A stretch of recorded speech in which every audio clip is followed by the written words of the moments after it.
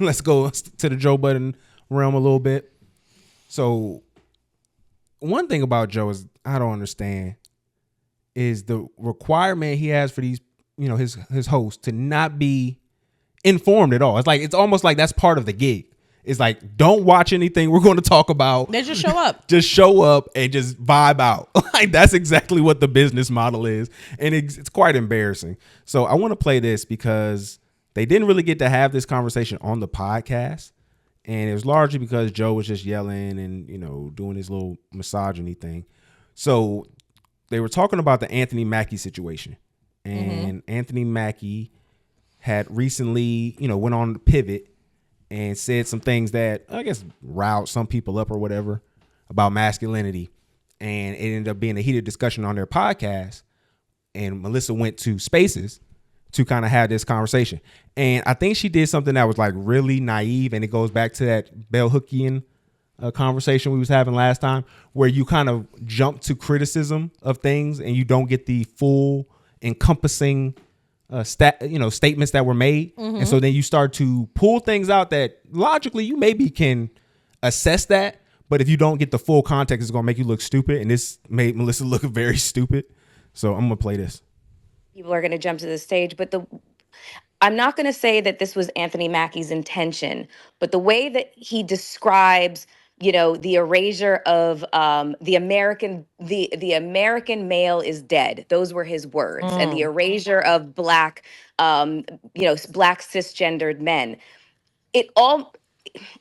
There's a way that you can read it where he could be interpreted as saying that homosexuality and masculinity cannot exist in the same person. And that is unequivocally not true. Right. Not true.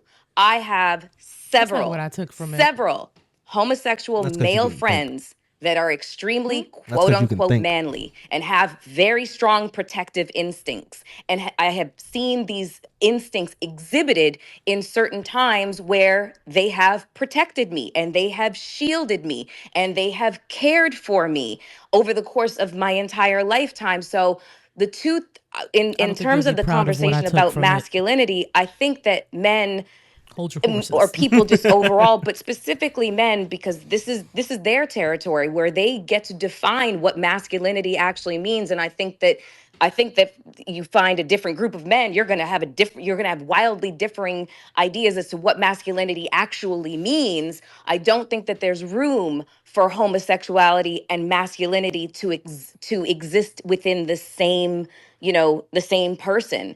And that is, to me, wildly kind of like irresponsible and to be honest, a dangerous idea. To conflate those two. Yeah. Those two. But they're separate concepts. They can exist, they can coexist together. But I do have a question for you before we start taking hands. And Rashad, Seth, Paris, we're going to have you go in that order. But I do have a question for you, Mel. Do you agree or disagree that Black men are often now being epitomized in media with an effeminate trait? Do you see that? Let me tell you what is the most ironic thing about Anthony Mackie being the one to say this. And God bless him. I am a fan. I like him. I have nothing but respect for him. He is an incredible actor. He seems to be a really great person.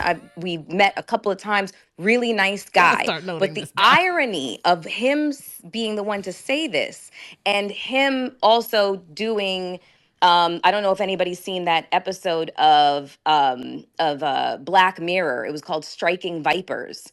And it was, first of all, it's one of my favorite episodes because of like the fundamental ideas that it makes you kind of think about, like where does homosexuality exist in a person? Like, is it in the brain? Is it in your brain? Are you born like that? Or can you be made homosexual? And, it's just, it begs to ask all of these questions.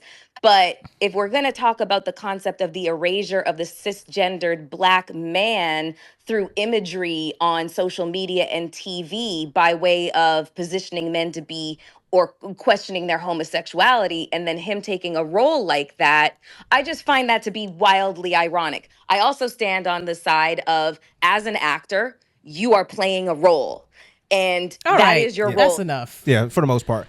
I don't know why Mel got the whole like equating masculinity with homosexuality thing from that, because what I got from what Anthony Mackie was, these niggas is bitch made now. They bitches. They out here. They think they the, like what I said. They think they the prize. These niggas wanna be wined and dined. These niggas are the new women, and that has nothing to do with homosexuality. They not gay. They like women, and they want to be women. See, this is problematic. You know why? Because I watched that interview. That man is a theater kid pretending to be what he sees a man be on TV. Like the whole interview, that's exactly what it feels like. No, but the thing is, what is Anthony Mackie's definition of the American man? See, this is what I got when he said that he's teaching his son to like go around, lock the windows, lock the doors, this and that. Like it seems like it's just like a protecting and provider role. See, what I got from this is when he was talking about this during the interview, right? He talked about when he felt like the sky was the limit from him is when he had the white teachers that would help him figure out that white people aren't racist, or all white people aren't racist or hate you.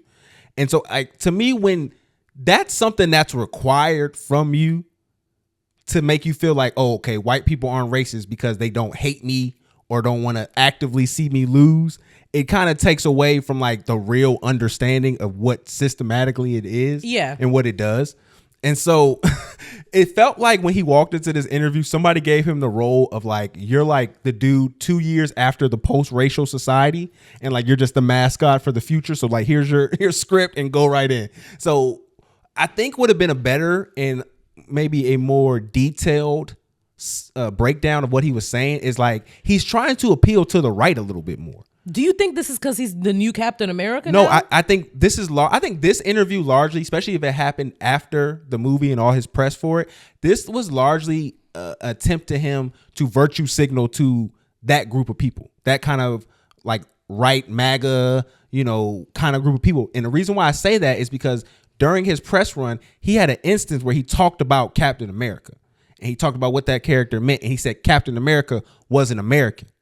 So a white person can say that and people can understand the nuance of what he's saying about you aren't a tool for the American government. You are the spirit of what America stands for. Mm-hmm. But when white people hear a black man say that, they try to say like, oh, you're trying to steal Captain America from being American. So what I got from this, and just to talk about masculinity and all this other stuff, it was a very PC but a very shrewd attempt to appeal to that kind of right demographic, to that kind of all-American demographic. I completely agree with you, because my eyebrow raised a little bit when he said American man. Mm-hmm. I was like, what do you mean, Anthony Mackie? Because why are you specifically stressing American?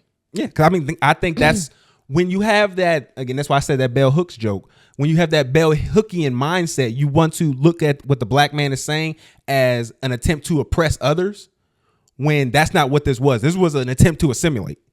Like this was an attempt for more white people to feel more comfortable with him. Assimilation, though, if you're trying to assimilate into the group that oppresses others, is that not one and the same? Does it not at some point equate? It connects at some point. There's a connection. I'm not saying that's not a connection, but to say that he's being homophobic when really he's just trying to connect with the base who may be homophobic. She did that's not. Different.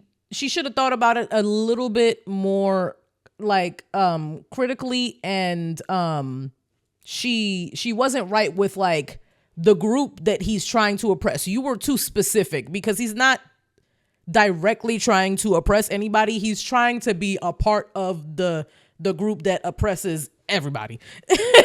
And Melyssa asked, and Melyssa asked, just so unprepared, again, she got read for filth. So it was a girl named Paris who came on there, and she read Melyssa for the filth that like she exposed all that bullshit. Mm-hmm. He never, ever, ever said anything negative, rude, or out of bounds towards the LGBTQIA plus community. He actually did make the statement that he has a gay brother, and when he walked into that role, he realized the way that he was raised to have a problem with gay people. But when he tapped into the role on Black Mirror, it made him realize another realm of who he was, and the fact that how he was raised, it was always the problem, not about male masculinity. So those two things are not synonymous. His ideas in regards to how he was raised to deal with gay people, and how he had to acknowledge his brother's existence, and also how he had to acknowledge the culture of where he came from, was one thing. But him saying how he's raising his sons actually has nothing to do with eliminating or monopolizing gay men at all, or saying that they're not gay. He's simply saying that black men are distracted by a lot of things in regards to what their purpose is, and one of those things is in caring for and the protection of women. Because once you remove money and celebrity, you still have to operate as a black male that needs to be respected outside of the bullshit. That's simply what he was saying. Like, he spoke about his celebrity. He said once the money is gone, hey, it don't matter. Somebody breaking his house, it don't matter you got money. Like, if, somebody walk down the street and they see you, it don't matter that you Anthony Mackie's son. You still have to be a black man first. And See, I told you she went at her head, didn't you?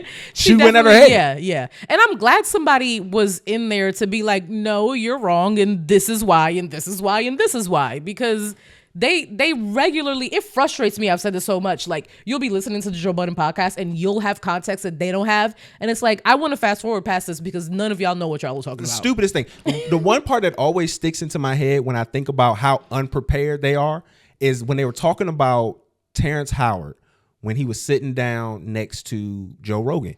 And in that statement, Mel asked a question about his patents when they were all talking about the interview. Mm-hmm.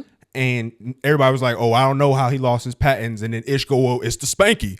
And literally in the first 15 minutes of the interview, he says why he doesn't have the patents. And it was because his managers and attorneys told him it wasn't a good investment anymore to like stop doing it. Isn't that what they have production for? Like, they have Save On by remote. Them niggas not doing it. Save On is writing the dang show descriptions.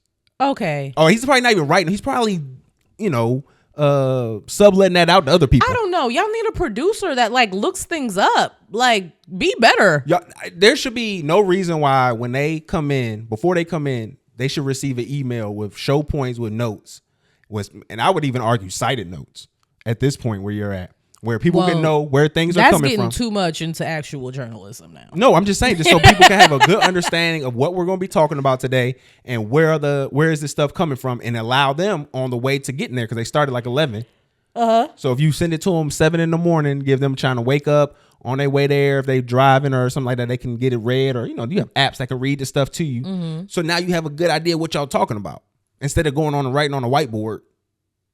Like, that's not going to cut it. And it just makes y'all look like goofballs. You can tell that they just be trying to talk about stuff off the cuff too, because they be like, all right, what's next? What are we talking about? What's interesting? What's going on?